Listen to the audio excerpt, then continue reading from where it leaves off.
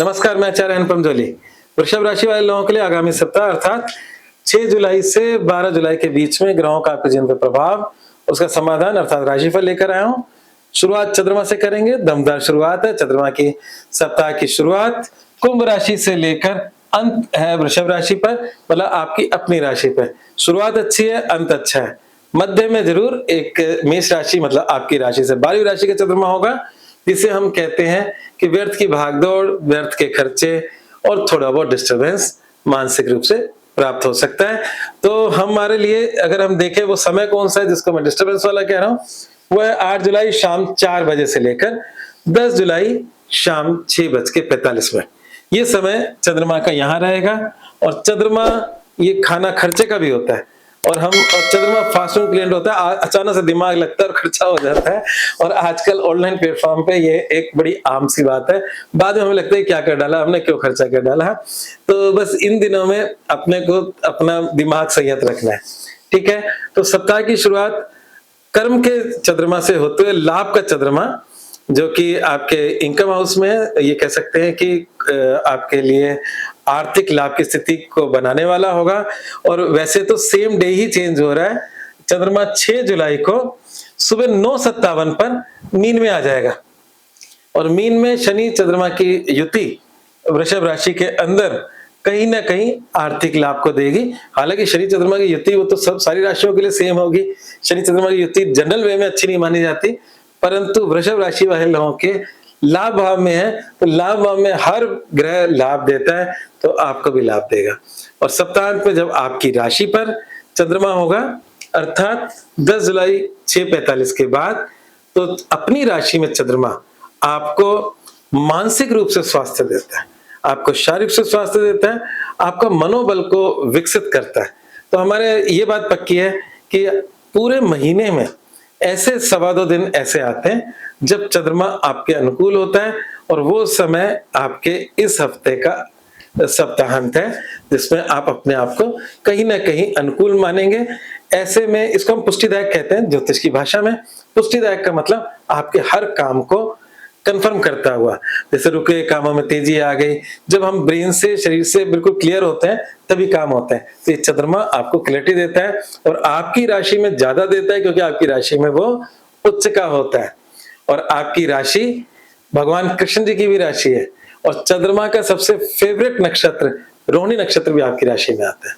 तो कहने का तात्पर्य यह है कि ये अद्भुत संयोग हर महीने पड़ता है। तो इस हफ्ते के अंत में वो पड़ रहा है, जो आपके लिए बहुत बहुत बहुत लाभकारी है।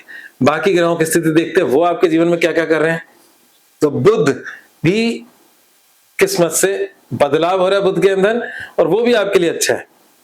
बुध वक्री हो चुके हैं और वक्री होकर बुध का सफर आपके मिथुन राशि में 7 जुलाई सुबह 10:47 पे हो जाएगा। मतलब उल्टे चल रहे हैं, कर्क से मिथुन में आ जाएंगे बुध, और वो आएंगे 7 जुलाई मतलब अगले दिन सुबह ये शाम को सुबह 10:47 पर मिथुन में आ जाएंगे। मिथुन का बुध आपके लिए धन भाव का स्वय राशि हो जाएगा। और धन भाव में ऑलरेडी सूर्य बैठे हैं, तो सूर्य बुध की युति आपके द्वितीय भाव में बहुत ही लाभकारी साबित होगी। अब ये सब कुछ अच्छा तो है, पर समस्या कहाँ आ रही है? समस्या आ रही है आपका, जैसे मैंने कहा कि सप्ताह में चंद्रमा आपको बहुत स्वास्थ्य से संबंधित, मन से संबंधित लाभ दे रहा है, पर ओवरऑल आपके हेल्थ और स्वास्थ्य को लेकर थोड़ी सी समस्याएं, कुछ ग्रह पीड़ा दे रहे हैं। पीड़ा कैसे दे रहे हैं? आपकी राशि स्वामी के साथ केतु बैठे और आपकी राशि में मंगल स्वयं बैठे और शनि से दृष्ट है। तो शनि की दृष्टि आपकी राशि पर है, वो भी चलो मित्र राशि है, अगर वो कोई बैठा नहीं होता तो चल जाता, मंगल देव बैठे हैं। और आपके राशि के स्वामी केतु के साथ बैठे हैं।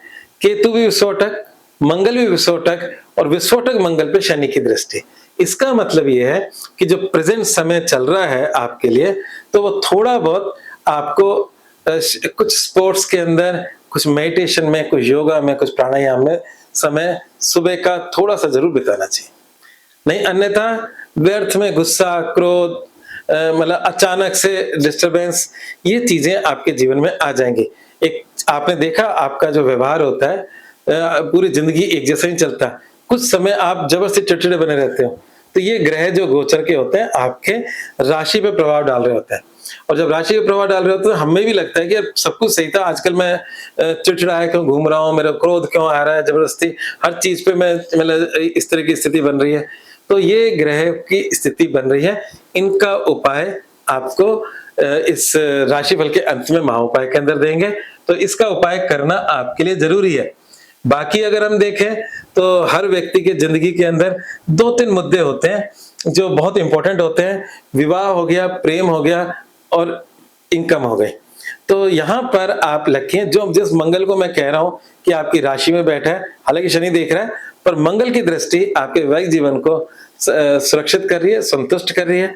दूसरा बात हो गई प्रेम संबंधों की बात करें तो प्रेम संबंधों में भी जो बुध वक्री होकर, हालांकि वक्री ग्रह अब नॉर्मल होता है, अच्छा नहीं होता, पर वो सेटल होने जा रहा है अपनी स्वय राशि के अंदर। तो अगर आपके पिछले दिनों कुछ थोड़ा बहुत उठा पटक रही भी होगी तो उसमें उसका भी समाधान मिलेगा कहीं ना कहीं प्रेम संबंधों में। तीसरी बात है इनकम की।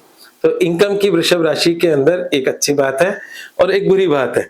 बुरी बात यह है कि बृहस्पति उच्च का है और ये जो बृहस्पति है वृषभ राशि के लिए एक डबल एजेंट के रूप में है। डबल एजेंट का मतलब क्या होता है कि ये जो देवगुरु बृहस्पति हैं और जो आपकी राशि के स्वामी है वो असुर गुरु शुक्राचार्य है। दोनों में एक तो बनती नहीं है, जब नहीं बनती तो इसलिए वो आपका बहुत फेवरेबल प्लेनेट नहीं हुआ। दूसरी बात यह है कि ये इनकम देने वाला भी है, मतलब बृहस्पति आपकी राशि से 11वीं राशि का स्वामी, इनकम का स्वामी है। और साथ में डबल एजेंट मैंने क्यों बोला, साथ में उसकी मूल त्रिकोण राशि आपके अष्टम लॉसेस की भी है। अब इसमें क्या होने वाला है, और बृहस्पति उच्च के बैठे हैं और कौन से बैठे हैं, पराक्रम भाव में। तो पराक्रम भाव में उच्च के बैठे, इसको 2 तरीके से लीजिए, आपकी जिंदगी के सारे समाधान हो जाएंगे।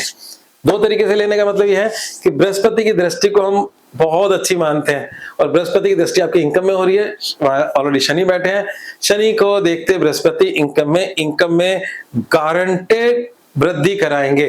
गारंटेड क्यों, शनि शयन पिछले लंबे समय से बैठा है, धीरे धीरे वो चाहता है कि आपकी आर्थिक उन्नति बढ़े। और आपको कई ज्योतिषियों ने भी कहा होगा कि सब आपकी इस शनि के अंदर आर्थिक उन्नति बढ़ जाएगी, और आप लोग कह रहे होंगे सब पता नहीं, ज्योतिषी कह रहे पर हो नहीं रहा, क्योंकि कोई पुश होगा तो होगा। तो अभी बृहस्पति का पुश है, उसकी अपनी राशि है मीन राशि, उस पर बृहस्पति का पुश है।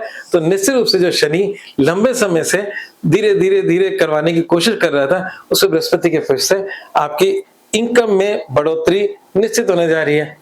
अब क्या है कि बृहस्पति लॉस के घर के स्वामी भी हैं और लॉस के घर के स्वामी पराक्रम भाव में बैठे हैं, तो अपने कामों का शोर मत मचाना, है ना, उसको गुप्त रहने देना, तो आपको लाभ सारे मिल जाएंगे। तो ये था आपका राशिफल। अब बात करते हैं समाधान क्या है, जिसकी मैंने बात की है वो है मंगलवार को मसूर की दाल का दान करें। तो क्यों, क्योंकि मंगल ग्रह आपकी राशि में है, उसको शनि देख रहा है, जिसकी वजह से कुछ आपके व्यवहार के अंदर परेशानियां आ रही है। दूसरा, केतु का उपाय करें। केतु आपकी राशि स्वामी शुक्र के साथ बैठे हैं और केतु थोड़ा सा उच्चाटन वाला प्लेनेट है। उच्चाटित अगर जिंदगी के अंदर इंसान होता है तो डिस्टर्ब भी होता है।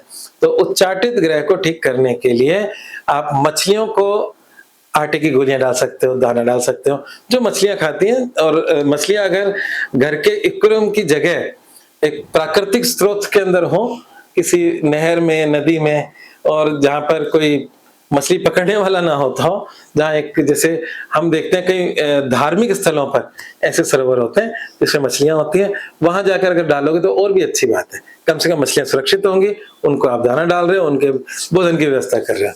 परंतु ये सब चीजें हर जगह नहीं प्राप्त होती, तो जहां प्राप्त नहीं होती हैं वहां चिड़ियों को, पुत्रों को दाना डालना आपके लिए लाभकारी रहेगा, डोग को रोटी डालना आपके लिए लाभकारी रहेगा। तो इस प्रकार से ये उपाय करें और आपका जो मूल मंत्र है, अपने क्रोध पर नियंत्रण रखें। इस मंगल केतु की वजह से क्रोध में वृद्धि हो रही है। धन्यवाद।